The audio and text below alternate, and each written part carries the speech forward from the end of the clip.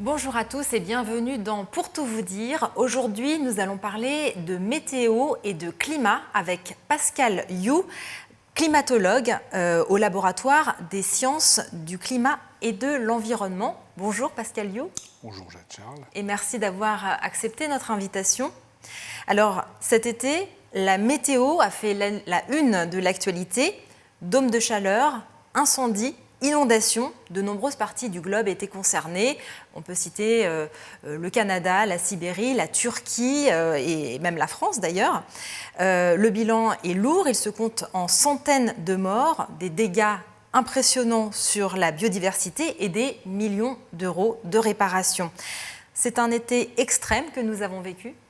Oui, c'est un été extrême à plusieurs endroits dans le globe, mais surtout c'est un été extrême par un événement météorologique qui est une onde qui va de l'ouest du Canada, l'ouest américain, qui va traverser tout l'hémisphère nord vers l'est jusqu'au fin fond de l'Asie, et donc avec une alternance de très chaud, humide, très chaud, humide, très chaud, et donc qui est responsable de ces catastrophes, que ce soit des vagues de chaleur énormes qui ont provoqué les feux qu'on voit sur votre écran, et ces inondations avec des précipitations énormes, que ce soit en Allemagne au mois de juin, c'était concomitant des feux au Canada au même moment, jusqu'à de fortes températures en Grèce, en Turquie, jusqu'à l'Asie avec de grosses précipitations. Donc une onde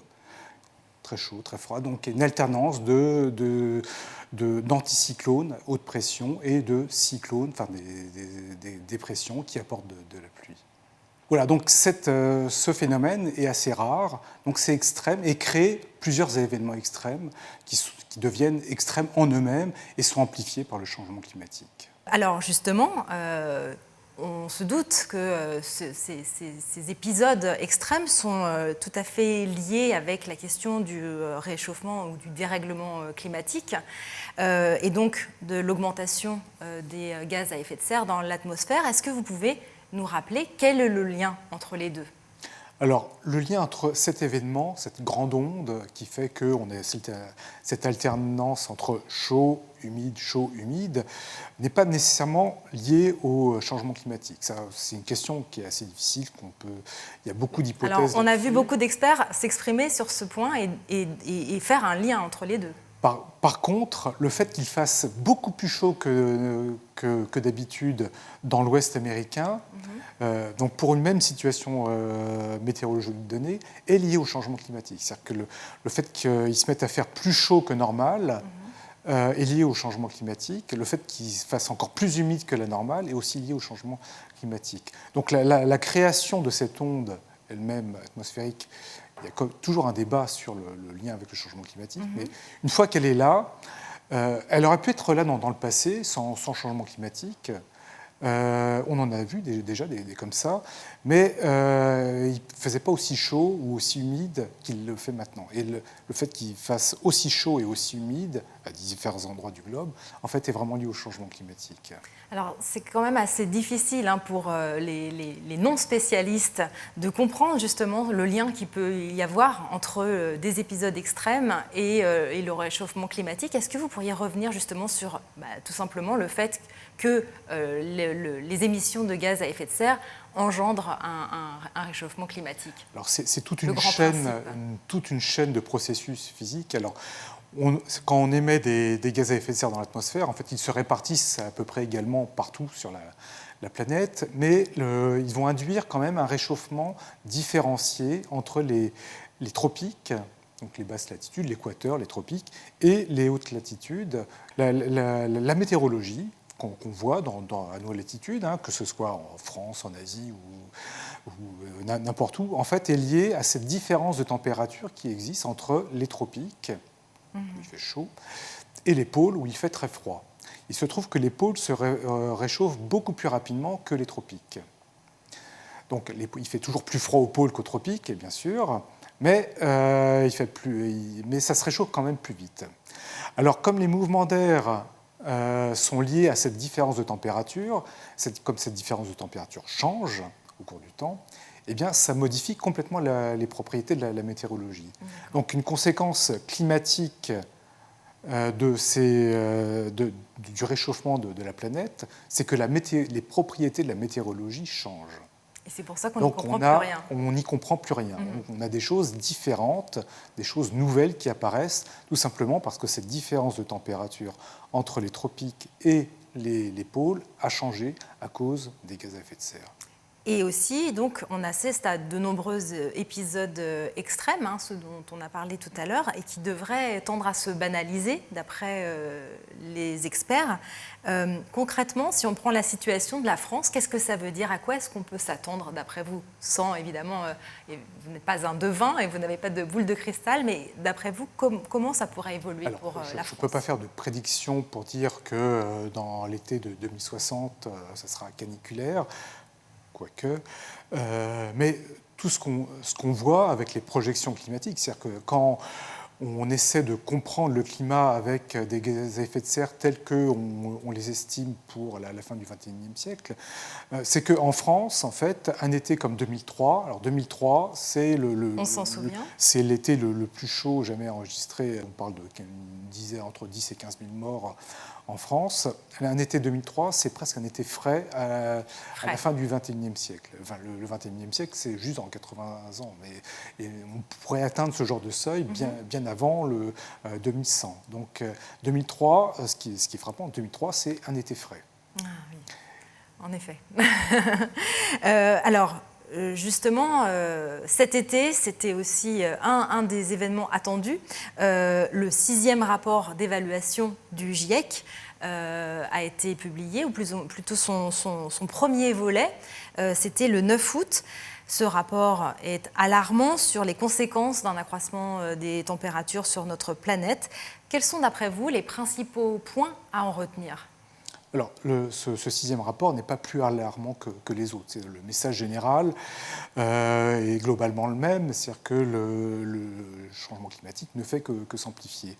Ce qui est alarmant, c'est qu'on a de moins en moins d'incertitudes sur le rôle de l'activité humaine dans ce changement. Voilà, ça c'est une confirmation. C'est alarmant dans un sens. D'un autre côté, c'est presque rassurant parce que ça veut dire qu'on a un moyen d'agir. Enfin, si il y a une incertitude, on pourrait se dire que si on agit, c'est pour rien. Là, on sait qu'on est responsable, donc on peut déjà, si on agit, on a peut-être une plus grande chance d'avoir un effet. D'accord. Donc pour vous, ça c'est l'élément essentiel à retenir, l'origine anthropique. L'élément essentiel, confirmé. C'est la réduction de l'incertitude sur l'origine anthropique. Plus tout un catalogue de conséquences sur des événements extrêmes, par exemple, sur la planète. Mais alors justement, vous l'avez signalé, ce n'est pas le premier rapport qui alerte sur la situation. Déjà, c'est le 6e du GIEC, et puis il y a toute une littérature sur la question depuis plusieurs décennies maintenant, sans que finalement des mesures suffisantes soient prises. Au contraire, les émissions de gaz à effet de serre sont même reparties à la hausse depuis 2017, je crois. D'après vous, est-ce que les politiques mises en place sont inefficaces, insuffisantes? Comment voyez-vous les choses? Les politiques mises en place sont liées à la politique, justement, qui doit faire un équilibre entre une demande sociale ou sociétale et puis une demande environnementale. À partir du moment où on n'est pas prêt à sacrifier certaines libertés, ou un certain confort de vie, ou même si on n'est pas prêt à accepter un changement de mode de vie, les politiques seront toujours réticents à l'idée d'implémenter des mesures qui seront nécessairement assez difficiles à être acceptées. C'est ce qu'on a vu avec les Gilets jaunes brutalement l'année dernière, enfin il y a 2 ans maintenant. Si la société n'est pas prête à accepter des mesures, ou même à faire sienne des mesures efficaces pour lutter contre le changement climatique, les politiques ne feront jamais rien. Enfin, je pense que tout doit venir de la société elle-même. C'est-à-dire qu'entre PIB et climat, il faut choisir. Exactement. Et le PIB, c'est une mesure globale de la richesse d'un pays, mais il faut que chaque citoyen, en fait, fasse sienne cette idée qu'il est contributeur au changement climatique et il peut être un élément de la solution aussi pour atténuer ce changement climatique. Et que les modes de vie vont certainement devoir changer. Exactement. Mais ça, ça doit entrer dans l'esprit de chaque citoyen. Justement, pour continuer sur le registre des solutions à la crise climatique actuelle, 2 conférences onusiennes doivent se tenir très prochainement cet automne. Il s'agit de la COP 15 biodiversité et de la COP 26 sur le climat, qui sont d'ailleurs des sujets tout à fait liés. Que peut-on en attendre d'après vous ? Alors, je pense que le cynisme ou le pessimisme ne sont pas de bon aloi. Enfin, il y avait de grosses attentes pour la COP de Paris. La COP 21, la COP 21 en 2015. À Paris. Beaucoup d'États, il y a eu une mobilisation sans précédent autour de la COP 21 qui a suscité beaucoup d'espoir. Vous avez souligné qu'en 2007, les émissions de gaz à effet de serre avaient repris en 2017, oui. de plus belle, mais on peut espérer qu'à Glasgow, en fait, il y aura des mécanismes politiques, juridiques, internationaux qui permettront de mieux vérifier les émissions et peut-être mettre en place des mécanismes gratifiants pour les États qui sont vertueux, finalement, pour essayer de valoriser finalement cette lutte pour l'environnement. Donc pour moi, je ne m'attends pas à une révolution ou à un changement de société brutal au 13 novembre prochain, qui sera la clôture de la COP, mais au moins une prise de conscience, des engagements peut-être plus précis et une manière de mieux mesurer ce que nous faisons à la planète. Enfin, après ce rapport du GIEC, on a vu dans les médias un ton très alarmiste. Ça devrait quand même avoir un impact sur les prises de décision lors de cette COP. Alors, nous avons un peu travaillé là-dessus, en interrogeant des décideurs, enfin des négociateurs de COP.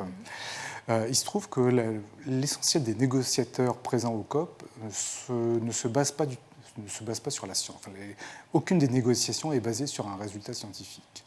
Alors, on peut dire que c'est inquiétant. Oui, c'est surprenant même. C'est surprenant, inquiétant, mais en fait, ça ne l'est pas tant que ça. C'est-à-dire que la plupart des négociations de COP, en fait, sont basées sur l'émotion ou sur les éléments de discussion autour des COP ne sont pas basés sur la science, plus sur des rapports de force.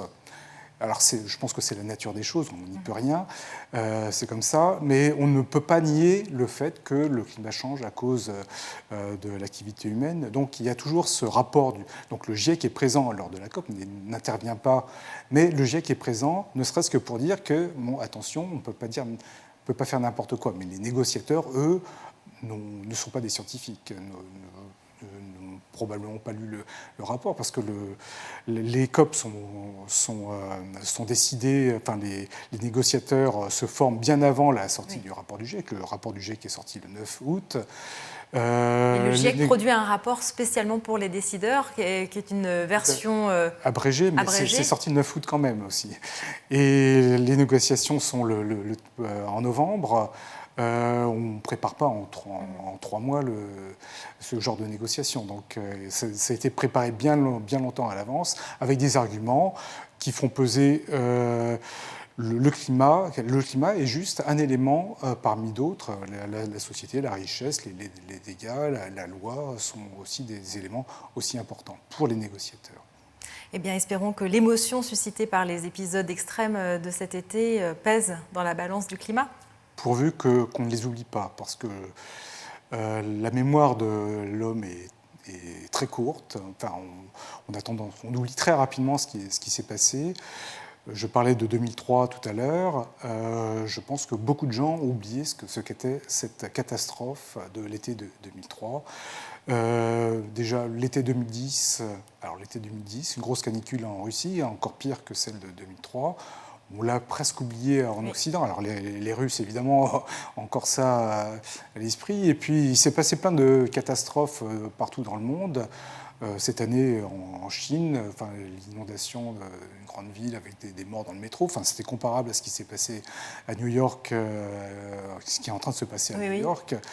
Et on n'en parle plus. Et je soupçonne que dans 3 mois, on parlera d'autre chose. Alors peut-être que d'autres choses se seront passées, mais il y a un travail de mémoire qui est important pour que chacun, finalement, se dise que ce climat est anormal.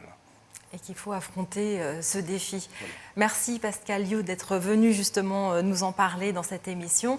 Et merci à vous de nous avoir suivis. Je vous retrouve très bientôt dans un nouveau Pour tout vous dire.